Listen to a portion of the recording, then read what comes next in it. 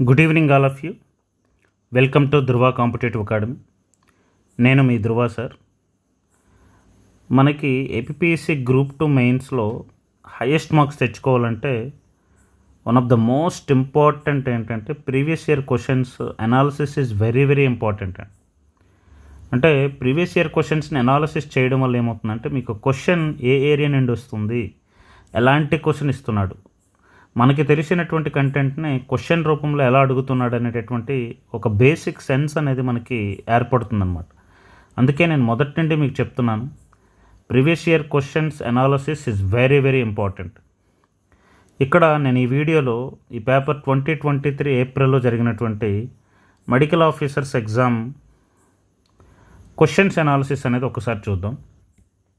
ఇందులో నేను పర్టికులర్గా మెయిన్స్ బేస్డ్ అనాలిసిసే చేస్తాను. ప్రిలిమ్స్ అనేది జస్ట్ క్వాలిఫైయింగ్ కాబట్టి మెయిన్స్లో మనకి polity, economy, science and technology, AP history ఉన్నాయి కాబట్టి ఈ 4 సబ్జెక్ట్స్లో క్వశ్చన్స్ ఏ విధంగా వస్తున్నాయి అనేది మనం ప్రీవియస్ ఇయర్ క్వశ్చన్స్లో అనాలిసిస్లో చూద్దాం.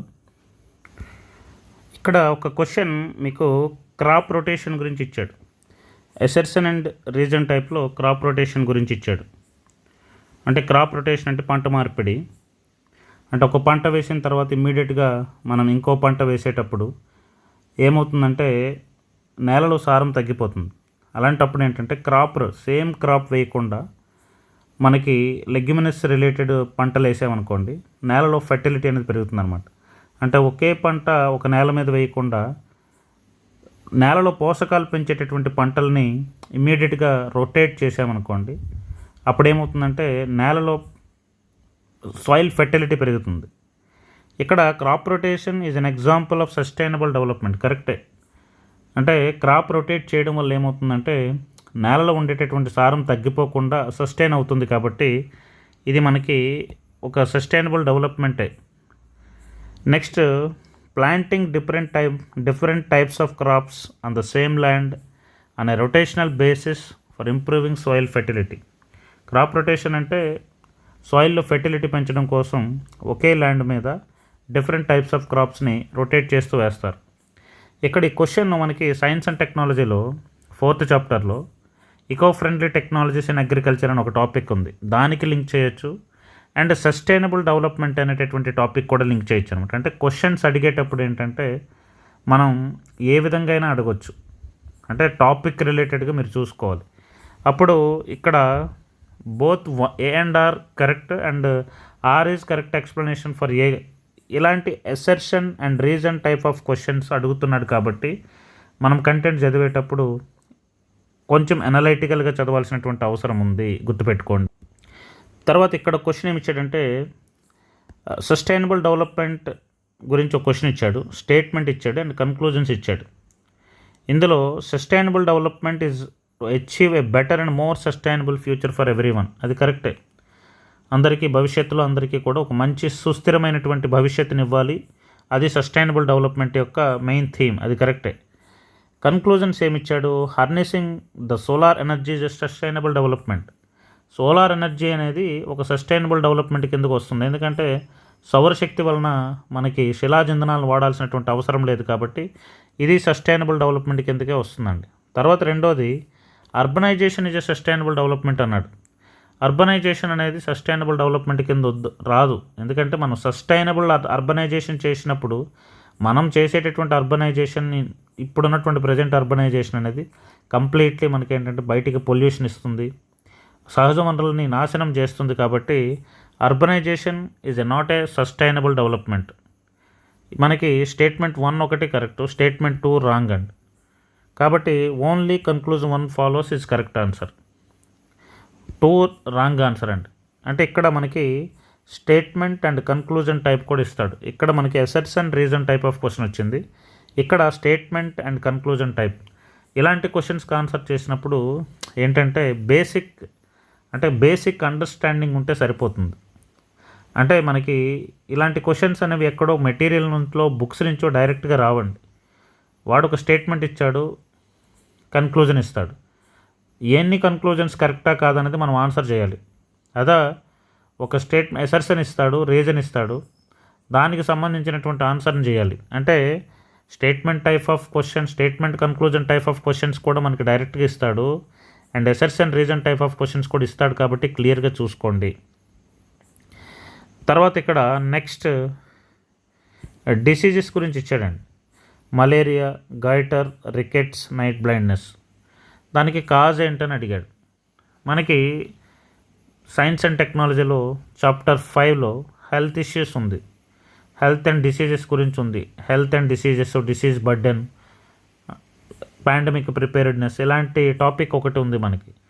అలాంటి ఏరియాలో మనకి ఎప్పుడైనా సరే మీరు డిసీజెస్ కరెక్ట్గా చూసుకోవాలి, ప్రతి డిసీజ్ చూసుకోవాలి, దానికి ఉండేటటువంటి కాజ్, దానికి వచ్చేటటువంటి దానివల్ల వచ్చేటటువంటి పరిణామాలు అండ్ చికిత్స నివారణ పద్ధతులు, ఇవన్నీ కూడా చూసుకోవాలి.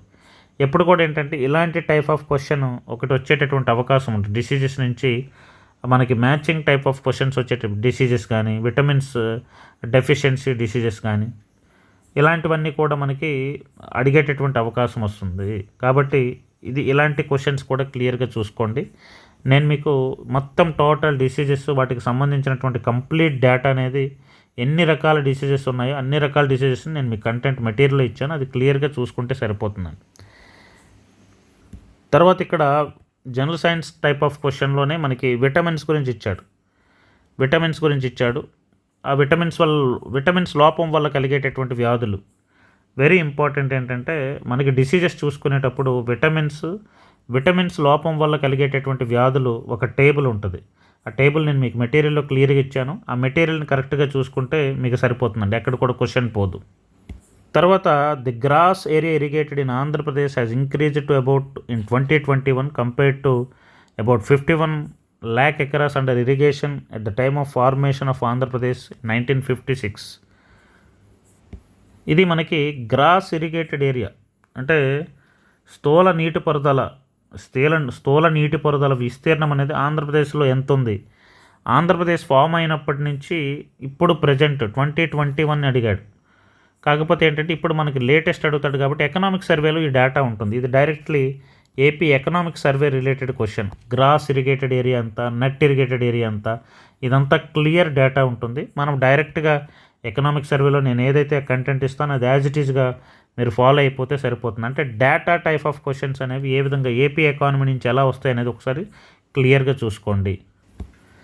తర్వాత next under Ayushman Bharat digital machine Andhra Pradesh has become ఇది ఏ ర్యాంకులో ఉంది. కనెక్ట్ ఎలక్ట్రానిక్ హెల్త్ రికార్డ్స్ని మెయింటైన్ చేయడంలో ఆంధ్రప్రదేశ్ ఏ పొజిషన్లో ఉంది అంటే ఇక్కడ మనకి ఆయుష్మాన్ భారత్ డిజిటల్ మిషన్, ఇక్కడ మనకి సైన్స్ అండ్ టెక్నాలజీలో 5th చాప్టర్లో మనకి ఏదైనా డిసీజెస్ వచ్చినప్పుడు వాటికి గవర్నమెంట్ తీసుకున్నటువంటి చర్యలు ఏంటి, గవర్నమెంట్ ఎటువంటి ఆరోగ్యానికి సంబంధించి ఎటువంటి సంక్షేమ కార్యక్రమాలు తీసుకుంటుందని, హెల్త్ రిలేటెడ్ స్కీమ్స్ ఉంటాయి కదా, ఈ హెల్త్ రిలేటెడ్ స్కీమ్స్ కింద క్వశ్చన్ ఇచ్చాడండి.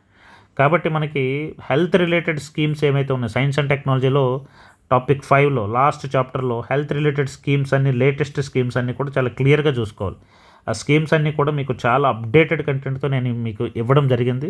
అది కరెక్ట్గా ఫాలో అయితే మీకు సరిపోతుందండి. ఏ క్వశ్చన్ కూడా మిస్ అవ్వదు. ఇక్కడ నేను చెప్పినటువంటి ప్రతి క్వశ్చన్ కూడా నేను మీకు కంటెంట్లో ఆల్రెడీ కవర్ అయి ఉందండి.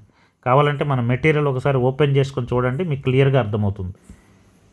తర్వాత the industry sector of Andhra Pradesh has contributed how much percentage of SGDP in 2019-20 2019-2020లో రాష్ట్రం యొక్క రాష్ట్రీయ ఉత్పత్తిలో ఇండస్ట్రీ సెక్టర్ పారిశ్రామిక రంగం యొక్క వాటా ఎంత అని అడిగాడు. This is the most important question, every time అడుగుతాడు. ఇది డైరెక్ట్లీ ఏపీ ఎకనామిక్ సర్వేకి సంబంధించినటువంటి క్వశ్చన్. మొత్తం జీడిపిలో పారిశ్రామిక రంగం వాటా ఎంత, అదేవిధంగా ప్రైమరీ సెక్టర్ ప్రాథమిక రంగం యొక్క వాటా ఎంత, అదేవిధంగా సర్వీస్ సెక్టార్ యొక్క వాటా ఎంత అనేది మనం క్లియర్గా డేటా అనేది మనం చదువుకొని వెళ్ళాలి. ఆ డేటా అనేది బై హార్ట్ చేసి వచ్చేయాలండి, ఎందుకంటే ఎవ్రీ టైం క్వశ్చన్ అడుగుతాడు. మొన్న రీసెంట్గా కూడా ఈ క్వశ్చన్ అడగడం గ్రూప్ 2లో కూడా అడగడం జరిగింది. కాబట్టి క్లియర్గా అలాంటి questions, data type of questions క్లియర్గా చూసుకోండి. తర్వాత as per Indian state of forest survey, forest report అనేది చాలా చాలా ఇంపార్టెంట్ అండి. ఎన్వైర్న్మెంట్ అండ్ ఎకాలజీలో కానీ జియోగ్రఫీలో కానీ మనకి రీసెంట్ ఫారెస్ట్ డేటా ఏదైతే ఉందో, forest ISFR Indian state of forest report ఒకటి వస్తుంది.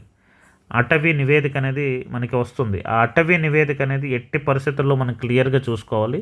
అండ్ ఎగ్జామ్ బిఫోర్ స్టేట్ మనకి ఫారెస్ట్ రిపోర్ట్ ఏదైతే ఉందో అది తప్పనిసరిగా మీరు చూసుకోవాలండి. ఈ ఫారెస్ట్ రిపోర్ట్ మీకు క్లియర్గా నేను లాస్ట్ది ఇచ్చాను. ఇప్పుడు లేటెస్ట్ డేటా కూడా మీకు క్లియర్గా ఇవ్వడం జరుగుతుంది. అది క్లియర్గా అది చూసుకోండి. తర్వాత as per 2014-15 report department of mines and geology, Andhra Pradesh which district among the following rich in coal reserves. మనకి ఎనర్జీ సెక్టార్లో renewable energy resources, non renewable energy resources వాటి యొక్క రిజర్వ్స్ ఎక్కడ ఎక్కువ ఉన్నాయి, ఎక్కడ తక్కువ ఉన్నాయి, ఇండియా వైడ్ చూసుకోవాలి. అండ్ ఆంధ్రప్రదేశ్ డేటా కూడా చూసుకోవాల్సి వస్తుందండి. ఎందుకంటే ఒక్కొక్కసారి ఆంధ్రప్రదేశ్ ర్యాంక్ ఎంత, ఆంధ్రప్రదేశ్ ఏ డిపాజిట్స్లో ఫస్ట్ ఉంది, లేదంటే ఆంధ్రప్రదేశ్లో ఏ డిస్ట్రిక్ట్ అనేది పర్టికులర్ మనకి మినరల్స్ కానీ, పర్టికులర్ రెన్యూబుల్ రీసోర్సెస్ కానీ, నాన్ రెన్యూబుల్ రీసోర్సెస్ కానీ ఆ ర్యాంక్స్ అనేది క్లియర్గా చూసుకోవాలి. పర్టికులర్గా ఇండియా ర్యాంక్ మెయిన్. ఇండియాలో మనకి కోల్ రిజర్వ్స్ ఎక్కడ ఉన్నాయి, ఎక్కడ ఉన్నాయి, ఏ స్టేట్లో ఉన్నాయి, లేదంటే మనకి సోలార్ ఎనర్జీ ఎక్కువ ఏ స్టేట్లో ప్రొడ్యూస్ అవుతుంది, ఆంధ్రప్రదేశ్ ర్యాంక్ ఏంటి. అదేవిధంగా మనకి జియోథర్మల్ ఎనర్జీలో స్టేట్ మొత్తం ఇండియాలో ఫస్ట్ ర్యాంక్ ఏంటి, మన స్టేట్లో ర్యాంక్ ఏంటి. అంటే మనకేంటంటే మొత్తం టోటల్ డేటాని ఏదైతే మనకి మినిస్ట్రీ ఆఫ్ పవర్ అనే ఒక వెబ్సైట్ ఉంటుంది, ఆ మినిస్ట్రీ ఆఫ్ పవర్ వెబ్సైట్లో ప్రతి క్వార్టర్లీ అంటే ప్రతి 3 monthsకి ఒకసారి ఏంటంటే మొత్తం డేటా అనేది చేంజ్ చేస్తూ ఉంటారండి. మనకి బిఫోర్ ఎగ్జామ్ ఉండేటటువంటి మినిస్ట్రీ ఆఫ్ పవర్లో ఉండేటటువంటి డేటా, ఈ ర్యాంకింగ్ అంతటిని కూడా మనకి renewable energy resources and non renewable energy resources data అన్నది మన దగ్గర క్లియర్గా ఉండాలి. నేను ఆ డేటా ఎప్పటికప్పుడు అప్డేట్ చేస్తూ ఉంటాను. అట్ ద టైమ్ ఆఫ్ ఎగ్జామ్లో కూడా మీకు ఈ డేటా నేను అప్డేట్ చేసిస్తాను. లాస్ట్ టైం గ్రూప్ 2లో కూడా ఇలాంటి ర్యాంకింగ్ టైప్ ఆఫ్ క్వశ్చన్స్ ఇచ్చాడు. కాబట్టి ఈ రిజర్వ్స్ కానీ, రెన్యూబుల్ ఎనర్జీ రీసోర్సెస్ కానీ, నాన్ రెన్యూబుల్ ఎనర్జీ రీసోర్సెస్ కానీ వాటి యొక్క రిజర్వ్స్ని మనం క్లియర్గా చూసుకోవాలి, డేటా చూసుకోవాలి, ర్యాంకింగ్ చూసుకోవాలి. చాలా చాలా ఇంపార్టెంట్, అది క్లియర్గా చూసుకోండి. Medhas is an acronym of e-governance initiative which is provided end-to-end solution for Dr. NTR Health University, the first health university in India. What is the full form of Medhas అని ఇచ్చాడు. మనకి ఈ గవర్నెన్స్ ఇనిషియేటివ్స్ ఉంటాయి, state government and central government. మనకి science and టెక్నాలజీలో second chapter first చాప్టర్లోనే మనకి communication and information technology and e governance అనేది డైరెక్ట్గా అడిగాడు. మనకి ఇండియాలో అండ్ ఏపీలో main important e governance initiatives ఏవైతే ఉన్నాయో ఆ ఈ గవర్నెన్స్ ఇనిషియేటివ్స్ అన్నీ కూడా ఫింగర్ టిప్స్ మీద వచ్చినట్టు ఉండాలండి. అండ్ పర్టికులర్గా ఆంధ్రప్రదేశ్ ఏదైనా ఒక ఈ గవర్నెన్స్ ఇనిషియేటివ్, ఏదైనా ఒక కొత్త టెక్నాలజీ బేస్డ్ మనకి గవర్నెన్స్ ఇనిషియేటివ్ ఏదైనా తీసుకొచ్చింది అనుకోండి, ఇమ్మీడియట్గా దాని మీద ఎగ్జామ్లో క్వశ్చన్ పడిగేట అవకాశం ఉంటుంది. కాబట్టి ఎట్టి పరిస్థితుల్లో కూడా e governance initiatives and central and state అంతా కూడా మనకేంటంటే ఒక లిస్ట్ అవుట్ చేసుకొని వాటిని బాగా రివైజ్ చేయాలి. చాలా చాలా ఇంపార్టెంట్. కాబట్టి ఈ గవర్నెన్స్ ఇనిషియేటివ్స్ని అంత సింపుల్గా తీసుకోవద్దు. మనకి ఈజీగా మనకి మార్కులు తెచ్చిపెట్టేటటువంటి టాపిక్, కాబట్టి జాగ్రత్తగా చూసుకోండి.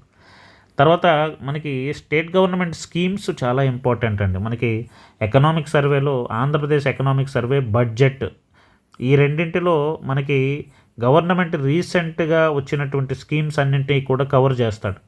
కాబట్టి ఎకనామిక్ సర్వే బేస్డ్ క్వశ్చన్ వచ్చినా, లేదంటే స్కీమ్ బేస్డ్ క్వశ్చన్ వచ్చినప్పుడు ఐదర్ ఎకనామిక్ సర్వేలో కానీ ఐదర్ రీసెంట్ బడ్జెట్లో కానీ ఉంటుంది. కాబట్టి మీరు చదువుకునేటప్పుడు ఏపీ ఎకనామిక్ సర్వే చదువుకునేటప్పుడు గవర్నమెంట్ స్కీమ్స్ కూడా, అఫ్కోర్స్ మనకి స్కీమ్స్ అని డైరెక్ట్గా సిలబస్లో ఇవ్వకపోయినా సరే రీసెంట్ గవర్నమెంట్ స్కీమ్స్ అనేవి తప్పనిసరిగా మీరు చూసుకోవాల్సి ఉంటుంది. కాబట్టి గవర్నమెంట్ స్కీమ్స్ అనేది మనకి సర్వే అండ్ బడ్జెట్లో కవర్ అయిపోతే అది నేను మీకు క్లియర్గా డేటా అంతా మీకు ఇస్తాను. కాబట్టి అది యాజ్ ఇట్ ఈస్గా కొట్టి పడేసేయండి, సరిపోతుంది అనమాట.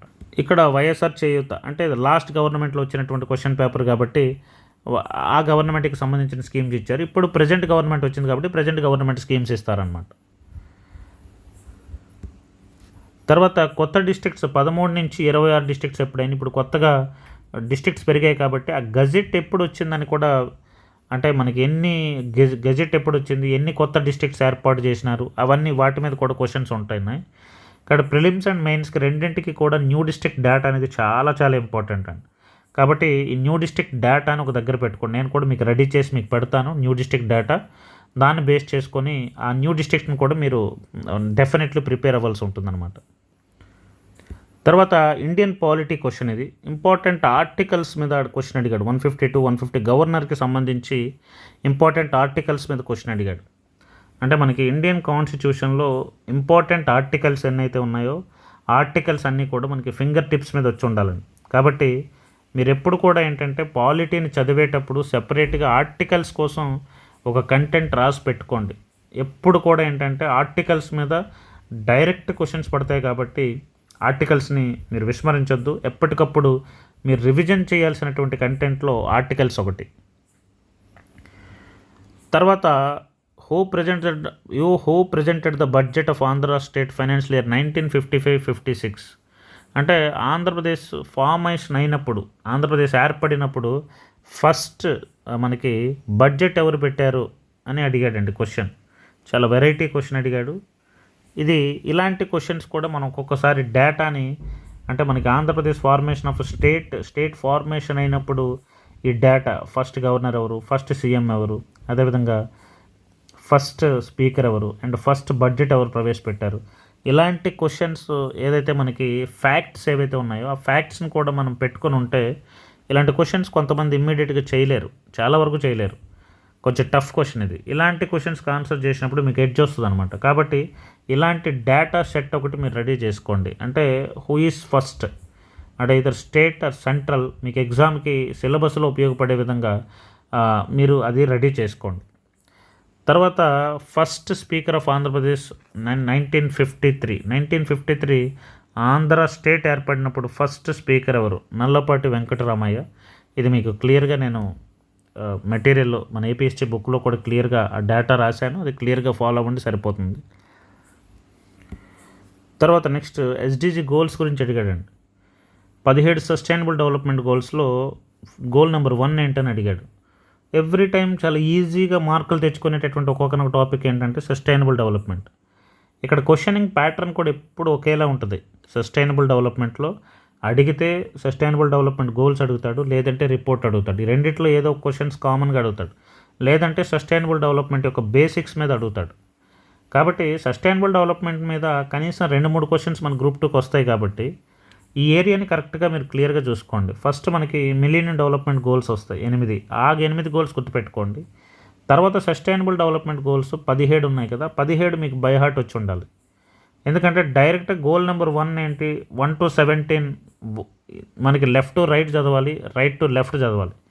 అంటే గోల్ నెంబర్ ఇచ్చి దాంట్లో ఉన్న అంశం మరి చదవాలి, అండ్ గోల్లో ఉండేటటువంటి అంశాన్ని పెట్టుకుని అది ఎన్నో గోల్ అని కూడా గుర్తుపెట్టుకోవాలి. కాబట్టి మీరు చదువుకునేటప్పుడు ఎలా చదవాలంటే సస్టైనబుల్ డెవలప్మెంట్ గోల్స్ని left to right, right to left చదవాలి.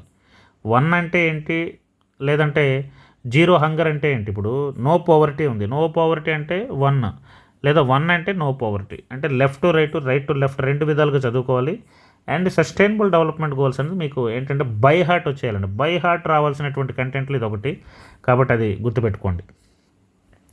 తర్వాత according to 2021 world air quality report, India is home to మొత్తం 100 మనకి పొల్యూటెడ్ సిటీస్లో మనకి ఇండియా నుంచి ఎన్ని సిటీస్ ఉన్నాయని అడిగాడు. 63 సిటీస్. ఇది 21 రిపోర్ట్. రీసెంట్ రిపోర్ట్ అనేది ఉంటుంది, నేను మీకు కంటెంట్లు ఇచ్చాను, అది క్లియర్గా చూసుకోండి సరిపోతుంది.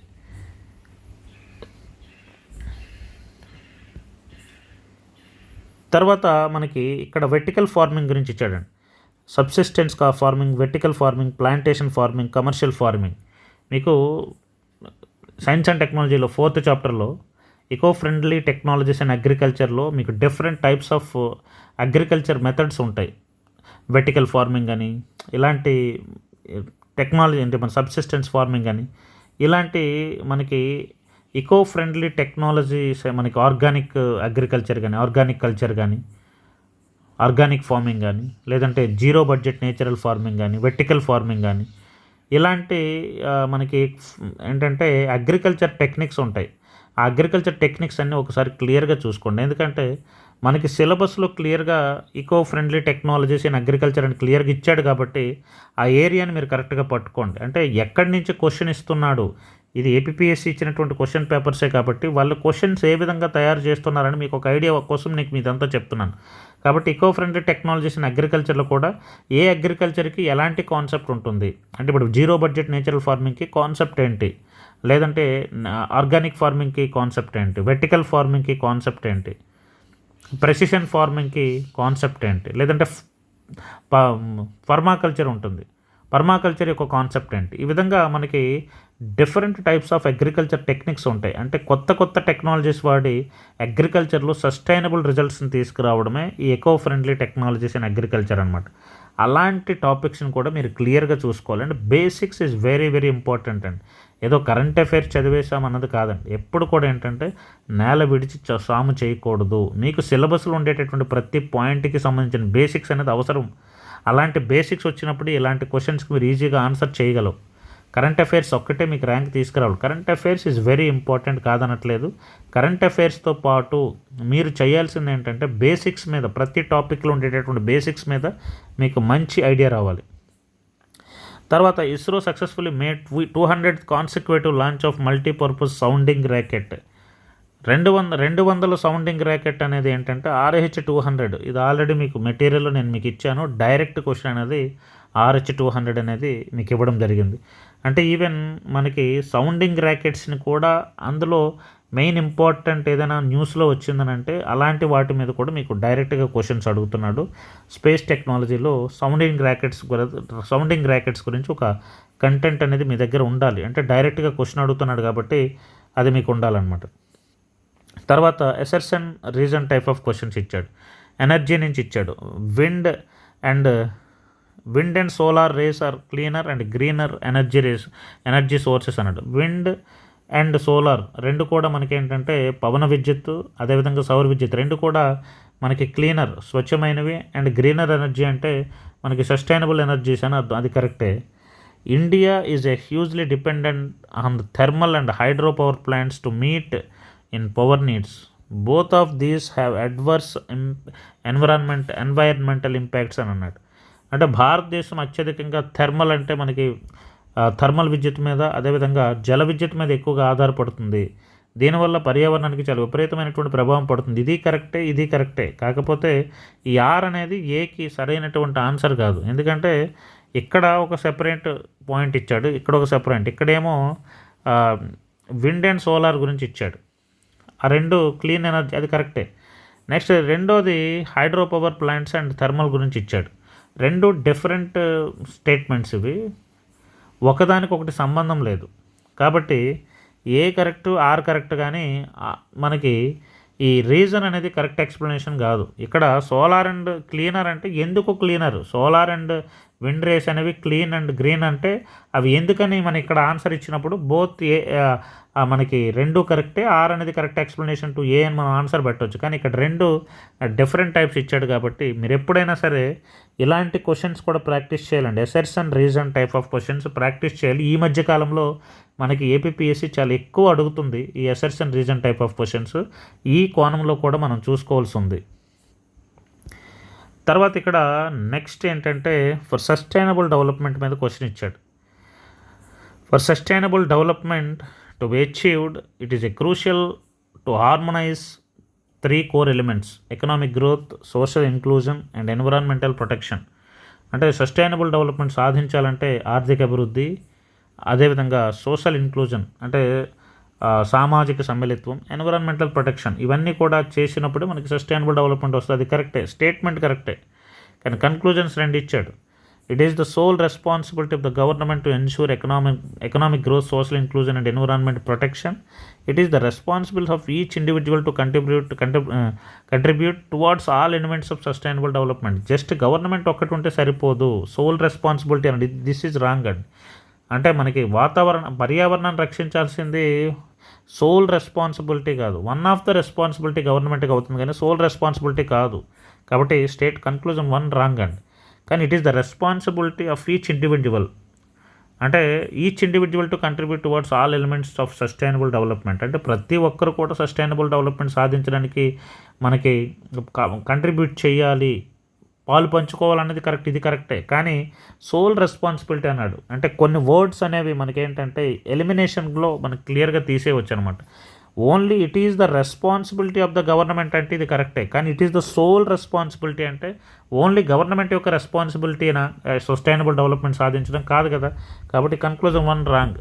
అండ్ కన్క్లూజన్ 2 దగ్గరికి వచ్చేసరికి ఇట్ ఈస్ ద రెస్పాన్సిబిలిటీ, ఇక్కడ కూడా ఏంటంటే it is the sole responsibility అనలేదు, it is the responsibility of each individual to contribute towards all elements of sustainable development అంటే it is okay.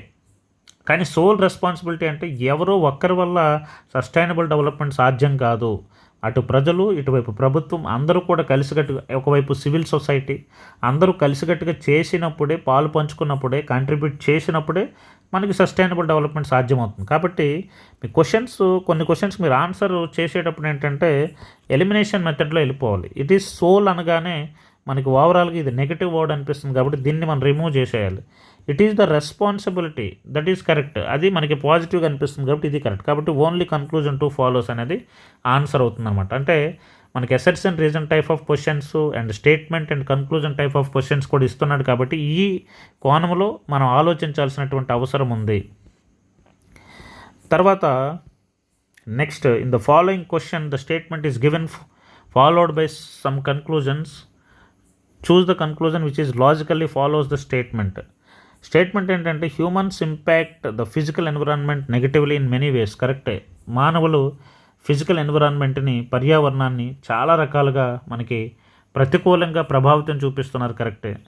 Over population, pollution, burning fossil fuels and deforestation have triggered climate change, soil erosion, poor air quality and undrinkable water. ఇక్కడ మనకి అధిక జనాభా, అదేవిధంగా pollution అంటే మనకి కాలుష్యము, శిలాజంధ్రాలు మండించడం, అడవులు నరికివేత, ఇవన్నీ కూడా ఏంటంటే మనకి పర్యావరణం మీద ప్రతికూల ప్రభావం చూపిస్తుంది. ఇది కరెక్టేనండి. స్టేట్మెంట్ 1, కన్క్లూజన్ 1 కరెక్టే. Now the human beings have been totally conscious of their duty towards environment protection and conservation. అంటే ఇప్పుడు భారతదేశంలో ప్రజలందరికీ కూడా ఏంటంటే ఎన్విరాన్మెంట్ ప్రొటెక్షన్ మీద, కన్జర్వేషన్, పర్యావరణ పరిరక్షణ మీద చాలా ఎక్కువ ఏంటంటే అందరికీ బాగా తెలిసిపోయింది, దాని మీద జ్ఞానం ఉందని ఇచ్చాడు. లేదండి, ఎన్విరాన్మెంటల్ ఎడ్యుకేషన్ ఇండియాలో చాలా తక్కువ. మనకి ఇండియాలో ఎన్వైరన్మెంట్ ఎడ్యుకేషన్ చాలా తక్కువ కాబట్టి మన రీసోర్సెస్ని మనం పర్ఫెక్ట్ వేలో, సస్టైనబుల్ వేలో యూటిలైజ్ చేసుకోలేకపోతున్నాం. కాబట్టి ఇది మనం రిమూవ్ చేసేస్తే, ఎలిమినేట్ చేసేస్తే ఓన్లీ కన్క్లూజన్ 1 ఫాలోస్ ఆన్సర్ అవుతుంది అనమాట. అంటే ఇలాంటి క్వశ్చన్స్ని ఆన్సర్ చేయాలి. ఇప్పుడు నేను మీకు చెప్తున్నాను కదా, నెక్స్ట్ రాబోయే గ్రూప్ 2 మెయిన్స్ ఎగ్జామ్లో మ్యాక్సిమం నెంబర్ ఆఫ్ క్వశ్చన్స్ ఇలాంటి బేసిక్ సెన్స్ కావాల్సినటువంటి క్వశ్చన్సే పడతాయండి.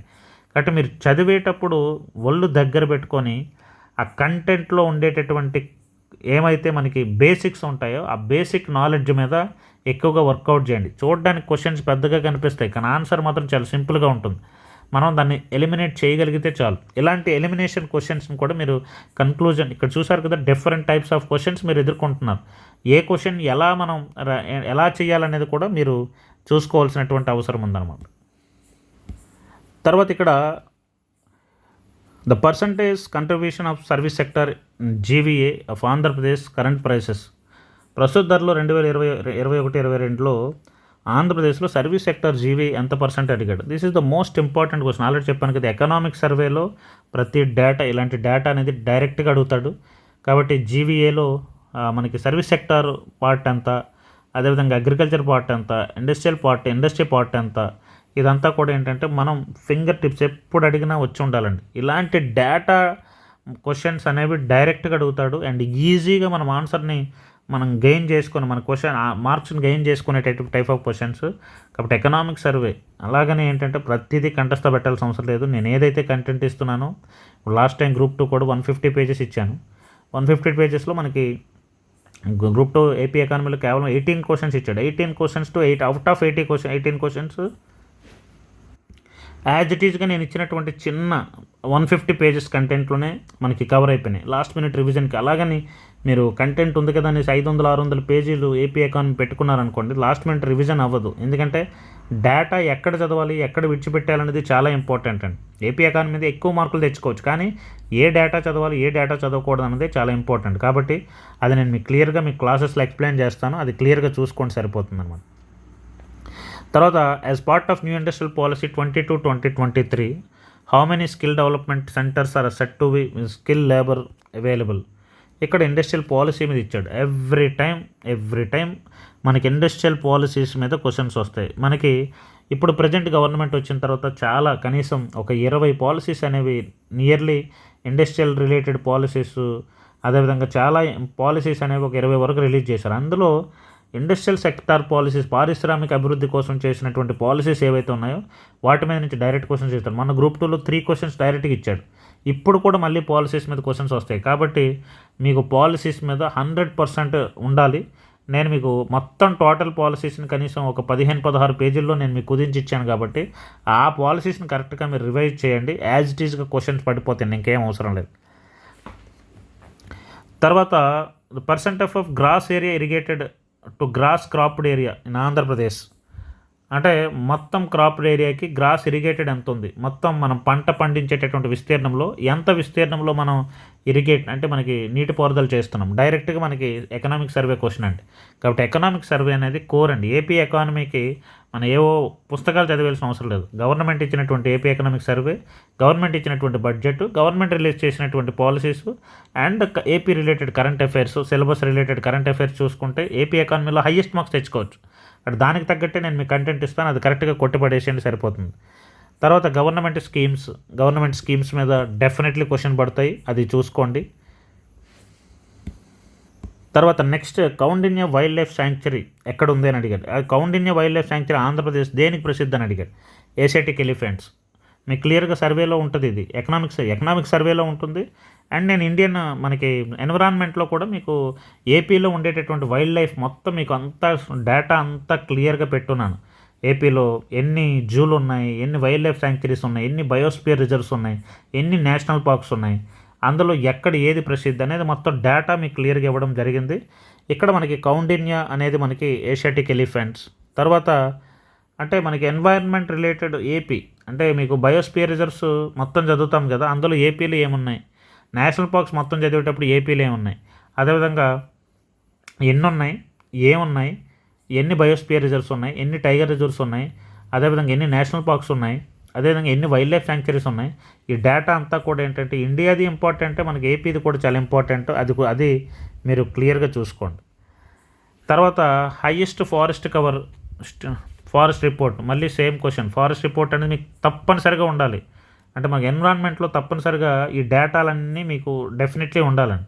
ఎందుకంటే మనకి రామ్సార్ సైట్స్ డేటా కానీ, అదేవిధంగా మనకి ఫారెస్ట్ సర్వే రిపోర్ట్ డేటా కానీ, నేషనల్ పార్క్స్ కానీ, వైల్డ్ లైఫ్ శాంక్చురీస్ కానీ, లేదంటే మనకి బయోస్పియర్ రిజర్వ్స్ కానీ, టైగర్ రిజర్వ్స్ కానీ, ఇలాంటి డేటా డ్రివెన్ క్వశ్చన్స్ వచ్చేటటువంటి ఏదైతే ఏరియాస్ ఉన్నాయో ఆ ఏరియాస్ని మనం ఒక దగ్గర పెట్టుకొని ఎక్కువ సార్లు మనకి రివిజన్ చేయాల్సినటువంటి అవసరం ఉందన్నమాట. తర్వాత next EPDS system of Andhra Pradesh electronic public distribution system అనేది దేనికి అనంటే food grains to BPL families. అంటే మనకి బీపీఎల్ ఫ్యామిలీస్కి ఏదైతే మనకి బిలో పోవర్టీ లైన్లో ఉన్నటువంటి ఫ్యామిలీస్ ఉన్నారో వాళ్ళకి ఆహార ధాన్యాలని పంపించడమే ఇది మనకి ఈపీడిఎస్ లక్ష్యం. ఇది డైరెక్ట్గా మనకి ఎకనామిక్ సర్వే నుంచి వచ్చినటువంటి క్వశ్చన్. ఇలాంటి క్వశ్చనే మనకి గ్రూప్ 2 మెయిన్స్లో కూడా వస్తుంది ఏపీ ఎకానమీలో, క్లియర్గా చూసుకోండి. తర్వాత as per Andhra Pradesh reorganisation act bill 2015, reorganisation act ఇప్పుడు మనకు మెయిన్స్ లేదు కాబట్టి అవసరం లేదు. తర్వాత in which of the following districts forest satyagraha ఎక్కడ జరిగింది? 1921లో ఫారెస్ట్ సత్యాగ్రహ ఎక్కడ జరిగిందండి? పర్టికులర్గా పల్నాడు అటవీ సత్యాగ్రహం అనేది మనకి పల్నాడు జిల్లా. పల్నాడు అంటే మనకి గుంటూరు జిల్లా కాబట్టి గుంటూరు. ఈ సహాయ నిరాకరణోద్యమంలో జరిగినటువంటి పన్నుల నిరాకరణోద్యమాలు ఏవైతే ఉన్నాయో that is the most important, every time question పడుతుందండి, అది క్లియర్గా చూసుకోండి. తర్వాత అల్లూరి సీతారామరాజు రంప సత్యాగ్రహం అల్లూరి సీతారామ ఆధ్వర్యంలో జరిగిన 1922, that is the most important, అది క్లియర్గా చూసుకోండి. తర్వాత తెలుగు అంటే బ్రిటిష్ వారు తెలుగుని ఏమన్నారు? Italian of the east. మీకు తెలుగు ఏంటది దీంట్లో భాషా సాహిత్యాల్లో మనకి ఇండియన్ హిస్టరీ ఏపీ హిస్టరీ బుక్లో క్లియర్గా నేను ఇది మెన్షన్ చేశాను. డైరెక్ట్గా ఇటాలియన్ ఆఫ్ ద ఈస్ట్ అన్నారు. అంటే ఇటాలియన్ ఆఫ్ ద ఈస్ట్ అంటే మనకి ఇటాలియన్ లాగానే తెలుగు అనేది అంత మధురంగా ఉంటుంది, అంత మంచి భాష అని బ్రిటిష్ వారు ఇటాలియన్ ఆఫ్ ద ఈస్ట్ అన్నారు తెలుగు భాషని. తర్వాత బందీపూర్ నేషనల్ పార్క్ ఎక్కడ ఉంది అంటే ఇందులో పర్టికులర్గా ఏ ఏరియాలో ఉంది? వెస్టర్న్ ఘాట్స్లో ఉంది. మనకి బందీపూర్ అంటే కర్ణాటకలో ఉంది కాబట్టి వెస్టర్న్ ఘాట్స్. కాబట్టి ఏరియాస్ని క్లియర్గా చూసుకోండి. లొకేషన్స్, నేషనల్ పార్క్స్ ఇవి చెప్పాను కదా, ఈ నేషనల్ పార్క్స్ లొకేషన్స్ అనేవి very very important, by heart వచ్చి ఉండాలి. తర్వాత the number of goals, SDG goals మొత్తం ఎన్నని అడిగాడు? 17. డైరెక్ట్ క్వశ్చన్స్, ఎస్డీజీ గోల్స్ నుంచి డైరెక్ట్ క్వశ్చన్స్ ఇస్తాడండి. ఇచ్చిన నేను ఏదైతే కంటెంట్ ఇచ్చానో అది యాజ్ ఇట్ ఈస్గా కొట్టుపడేసేయండి. Which of the acts fast control environmental pollution in India to protect improve the quality of environment. మనకి ఎన్విరాన్మెంటల్ పొల్యూషన్ తగ్గించడానికి మనకి క్వాలిటీ ఆఫ్ ఎన్విరాన్మెంట్ పెంచడానికి ఎన్విరాన్మెంటల్ ప్రొటెక్షన్ యాక్ట్ 1986 తీసుకొచ్చారు. ఈ యాక్ట్స్ చాలా important. Biodiversity act 2002, environment protection act 1986, water pollution control act 1974, national tribunal act 2010. ఈ acts అనేవి environment related acts అనేవి తప్పనిసరిగా చూసుకోవాలండి. చాలా చాలా ఇంపార్టెంట్. ఈ యాక్ట్స్ అన్నింటిని నేను వరుసగా మీకు రాయడం జరిగింది. అది కరెక్ట్గా మీరు యూటిలైజ్ చేసుకోండి, సరిపోతుంది. మీకు మెటీరియల్లో చాలా క్లియర్గా ఇచ్చాను. ఇందులో ఏ క్వశ్చన్ కూడా మన మెటీరియల్ దాటి వెళ్ళిపోలేదండి. మీరు ఏ పేపర్ చూడండి, మ్యాక్సిమం పేపర్ ఎలా ఇచ్చినా సరే మ్యాక్సిమం నెంబర్ ఆఫ్ క్వశ్చన్స్ నేను ఇచ్చినటువంటి మెటీరియల్లో డైరెక్ట్ ఆర్ ఇండైరెక్ట్గా పడతాయి. కాబట్టి యూపీఎస్సీ లెవెల్ కంటెంట్ నేను రాశాను కాబట్టి మీకు డైరెక్ట్గానే మీకు కనిపిస్తాయండి. ఎక్కడ కూడా మీకు మిస్ అవ్వదు, క్వశ్చన్ అనేది మ్యాక్సిమం మిస్ అవ్వదు. ఇలాంటి మనం ఏంటంటే ఏదైతే అనలైటికల్ ఉంటుందో అది ఆల్రెడీ బేసిక్ మన మెటీరియల్లో ఉంటుంది. దాన్ని బేస్ చేసుకొని మీరు ఆన్సర్ చేసుకుంటే సరిపోతుంది అనమాట. తర్వాత next, in which of the following conditions the environment will not be able to perform its function of life sustenance అన్నాడు. In which of the following conditions అంటే ఏ పరిస్థితుల్లో the environment will not be able to perform its function of life sustenance అంటే ఎటువంటి పరిస్థితుల్లో ఇంకా మనం పర్యావరణంలో మనకి ఎటువంటి ఫంక్షనింగ్ జరగదు. అంటే లైఫ్ సస్టెనెన్స్ అంటే జీవులు బ్రతకడానికి ఒక ఏ పరిధి దాటిపోతే ఇంకా అక్కడ జీవులు బతకడానికి కూడా పరిస్థితి ఉండదంటే extraction of resources is above the rate of the regeneration of the resources. అంటే ఒక రీసోర్స్ మనం వాడామనుకోండి, వాడిన తర్వాత అది మళ్ళీ తిరిగి రీజనరేట్ అవ్వడానికి చాలా టైం పడుతుంది. కానీ మనం అత్యాశతో ఉన్నదాన్ని అంతటినీ కూడా ఏంటంటే మనం అత్యాశతో తవ్వేస్తుంటే అది రీజనరేషన్ అయ్యేటట్టు అంటే తిరిగి పునరుత్పత్తి అయ్యే టైం కంటే మనం ఎక్కువ దాన్ని ఆ రీసోర్సెస్ని వాడేసామనుకోండి, అప్పుడు ఏంటంటే రీజనరేషన్ కెపాసిటీ మరి ఉండదు. దానివల్ల ఏమవుతుందంటే ఎన్వైర్న్మెంట్ అనేది చెడిపోతుంది అనమాట, ఎడారి అయిపోతుంది. కాబట్టి ఇది కరెక్ట్ అండి. అంటే మనకేంటంటే ఇలాంటివి క్వశ్చన్స్ మీరు ఆన్సర్ చేయాలంటే బేసిక్ నాలెడ్జ్ అనేది మనకి చాలా చాలా important. Which of the following is not the function of the environment అంటే పర్యావరణం యొక్క విధి కానిది ఏంటి? It disorganises waste that benefits human life.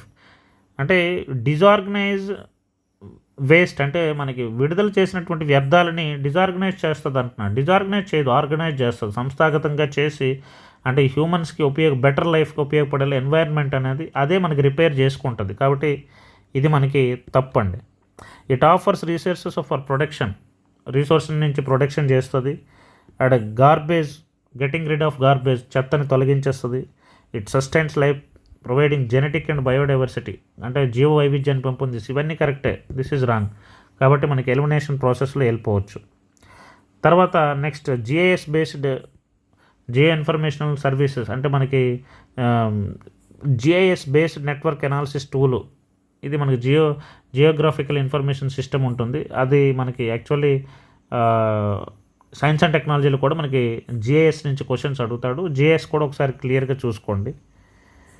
తర్వాత nodal ministry of handling epidemics in India.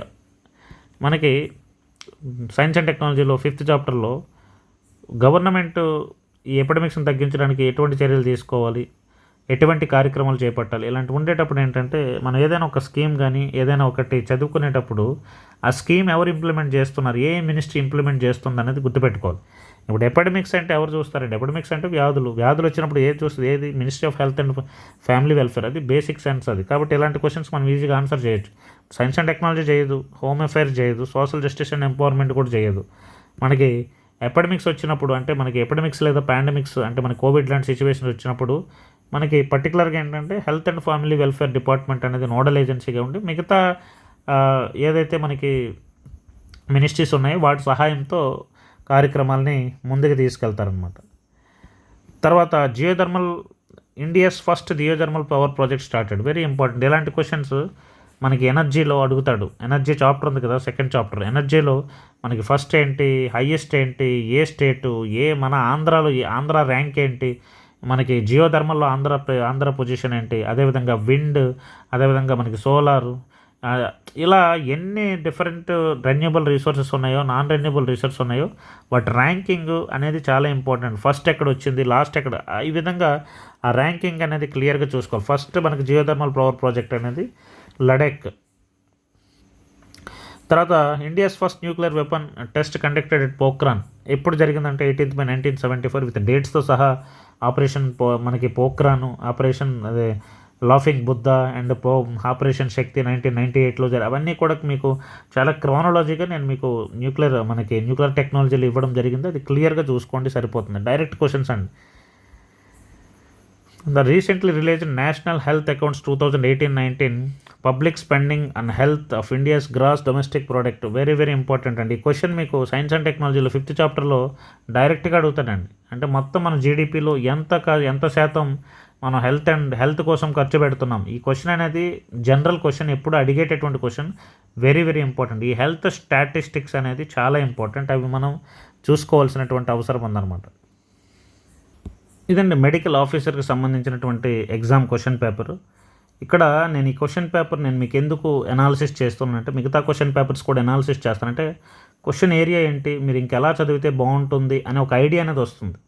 దీన్ని బేస్ చేసుకుని ఎట్టి పరిస్థితుల్లో కూడా మీరు టాపర్ అవ్వాలి అంటే definitely previous year questions analysis చేయాలండి. ఎందుకంటే మీకు ఏపీపీఎస్సీ మైండ్ సెట్ అర్థమైపోతుంది, ఎలాంటి క్వశ్చన్ అడుగుతాడు. అంటే ఒక టాపిక్ చదివేటప్పుడు అక్కడ statement and conclusion type of question వస్తుందా, లేదంటే assertion reason type of question వస్తుందా, లేదంటే డైరెక్ట్ క్వశ్చన్ వస్తుందా, లేదంటే 50-50 క్వశ్చన్ వస్తుందా, లేదంటే 1 2 3 4 క్వశ్చన్స్ వస్తాయా, లేదంటే క్రానలాజీ ఆర్డర్ క్వశ్చన్స్ వస్తాయా, లేదంటే మ్యాచింగ్ టైప్ ఆఫ్ క్వశ్చన్ వస్తుంది. ఎలాంటి క్వశ్చన్ వస్తుంది అనేది మనం ముందే మీరు గెస్ చేయొచ్చు. ఆ గెస్సింగ్ అనేది ఏంటంటే చాలా చాలా ఇంపార్టెంట్ అండి. అలా గెస్ చేయగలిగినప్పుడు ఏంటంటే మీకు ప్రాబ్లమ్ సాల్వింగ్ కెపాసిటీ అనేది ఈజీ అవుతుంది. ఏ క్వశ్చన్ విడిచిపెట్టేయాలి, ఏ క్వశ్చన్ సాల్వ్ చేయాలి, ఏ క్వశ్చన్ టఫ్, ఏ క్వశ్చన్ ఈజీ అనే ఒక ఇంకిత జ్ఞానం మీ మైండ్లో ఏర్పడుతుందండి. దానివల్ల ఏంటంటే మీరు చాలా ఈజీగా ఆన్సర్ చేయగలుగుతారు. ఓకేనండి. ఇలా నేను ఏంటంటే వీలున్నప్పుడు టైం ఉండేటప్పుడు ఈ ప్రీవియస్ ఇయర్ క్వశ్చన్స్ నేను అనాలిసిస్ చేస్తాను. ఒక్కసారి వీటిని డెఫినెట్లీ ఈ వీడియోస్ని క్లియర్గా చూడండి. చూస్తే మీకు డెఫినెట్లీ ఇవి యూటిలైజ్ అవుతాయండి. Thank you so much.